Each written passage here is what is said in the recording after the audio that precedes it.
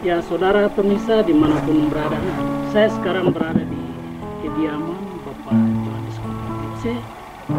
Beliau sebagai seorang tokoh di selatan Papua, dan sebentar kami akan diskusi terkait dengan beliau berpikir tentang menghadirkan sebuah lembaga perguruan tinggi di selatan Papua. Karena ini sangat penting, dengan hati besar, pemikiran besar untuk menghadirkan sebuah lembaga yang kita sama-sama tahu komunitas Nusa Musi di Merauke. Bagaimana pemikiran besar itu saat ini? Demikian seperti itu. Selamat pagi, Malin Danem. Selamat pagi, Malin Puanem. Selamat pagi kita semua dalam naungan kesejukan kasih Allah di sebuah tanah terberkati. Matahari berawal untuk kita semua. Kita berbahagia bahwa Tuhan menempatkan kita semua sebagai negeri pusaka terdepan, yang dimana matahari berawal, siang berawal, dan segala sesuatunya berawal dari titik ini.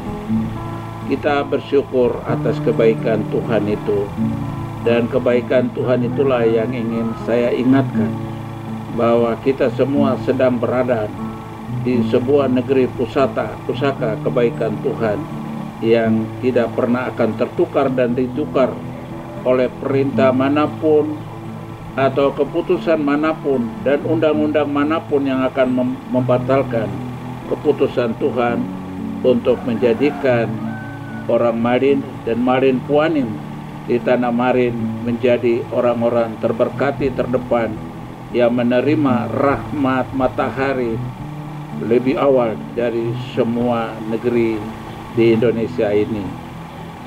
Hari ini saya mendapat tamu dari anak-anak yang ingin mengetahui sesungguhnya apa yang mendorong saya selaku tokoh yang terlahir dari kerahiman tanah ini, dari seorang wanita yang dipilih Allah untuk melahirkan saya di Kampung Ilwaya, sebuah kampung yang masih jauh dari Merauke, di pinggir Kali Digul, di pinggir Selat Mariana, yang sepanjang abad menjadi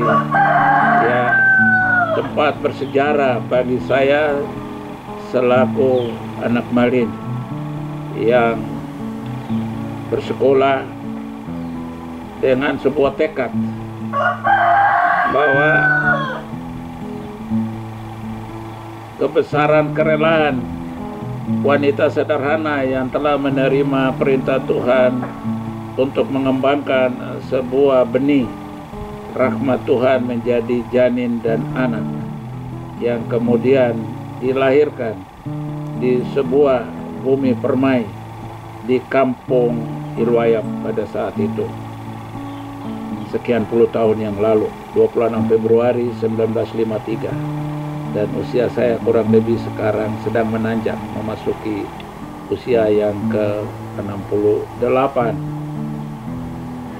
Dari SD kecil 3 tahun sekolah dan kemudian bergabung di SD Inti atau Sekolah Rakyat Inti di Kimam, dan dari situ berproses ke SMP, SMA, dan selanjutnya, dan menjadi seorang intelektual dari tanah ini,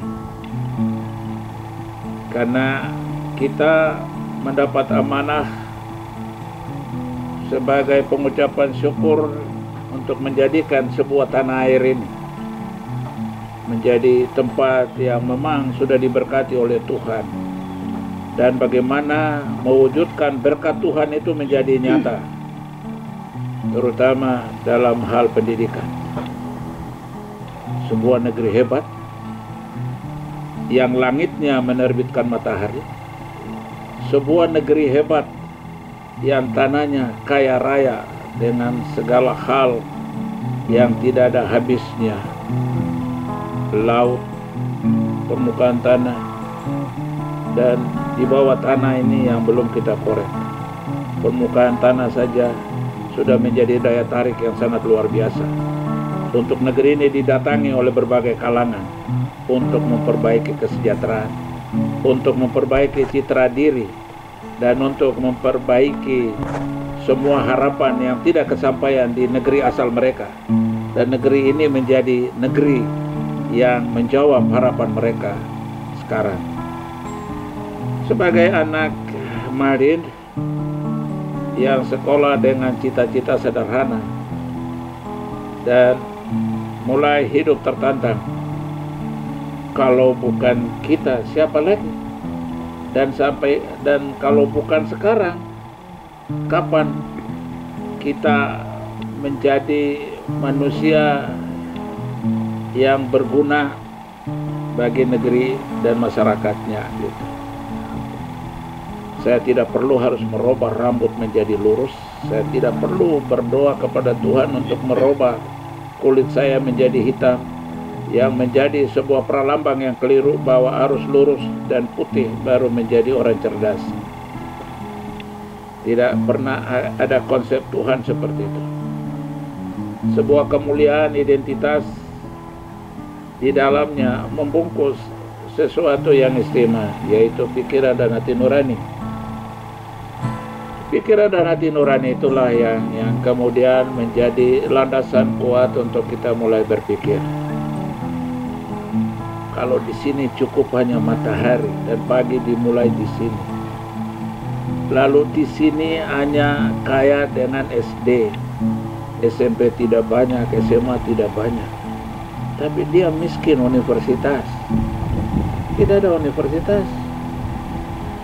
Sehingga kalau kita mau menjadi intelektual untuk meraih titel BA, untuk meraih titel doktorandos, doktoranda, insinyur, master sampai doktor, kita harus berburu semua titel itu dengan segala keterbatasan ekonomi, untuk berangkat ke Jayapura dengan tiket yang mahal, untuk berangkat ke Manado, untuk berangkat ke Makassar, untuk berangkat ke Jakarta, mulai dari ujung Surabaya sampai ujung Kulon.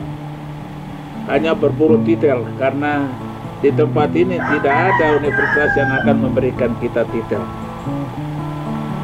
Kalau itu menjadi hal yang sulit, lalu kapan orang-orang di sini menjadi intelektual yang bertitel seperti banyak kalangan di dunia dan banyak kalangan di Indonesia ini? Dengan berbagai pengalaman, terjadi pertanyaan antara dua isi, mau isi otak atau isi perut. Anak-anak kita berjuang untuk isi perut saja, untuk isi otak di negeri-negeri seberang itu terlalu sulit, sehingga banyak yang gagal dan ada sedikit yang kemudian kita evakuasi.